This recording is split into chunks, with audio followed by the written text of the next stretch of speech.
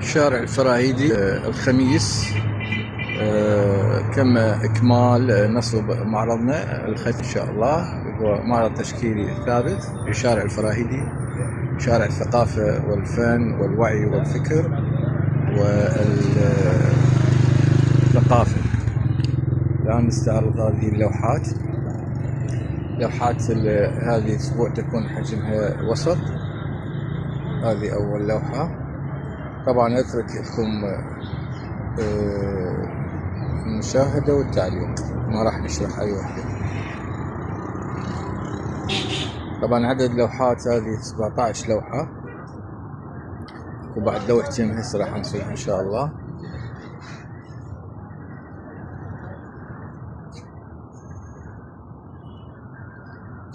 هاي الحجم طبعا اللي هو 60 ب40 متنوع. طبعا تجريد اكو. طبعا هاي اللوحات الكبيرة الحجم اللي هو 1.80 متر، وهاي اصلا هم متر 80 متر ب80. وهذه التراثية هم متر ب80. وهذه اللوحات اللي هو الكولاج، الكولاج البسيط، نستخدم مادة خامة يعني ندخلها على اللوحة. وهنا هسه هذه الخامة الجديدة راح اوضح لكم، هي الحبال.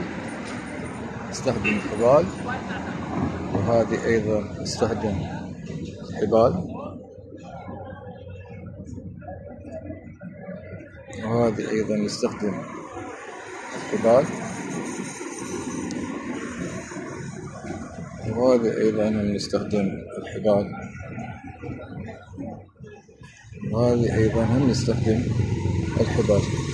هسه راح نعيد عليها مرة ثانية بشكل سريع. هاي كولاج نسميه احنا، تكنيك الكولاج، استخدام فقط الحبال. انا استخدم فقط الكرش حاليا حبال،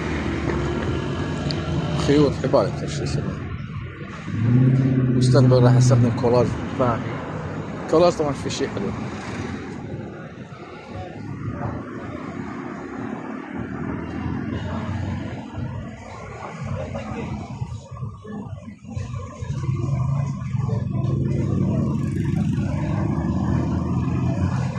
شارع الفراهيدي والثقافة، الرسام التشكيلي المهندس عبد الحسن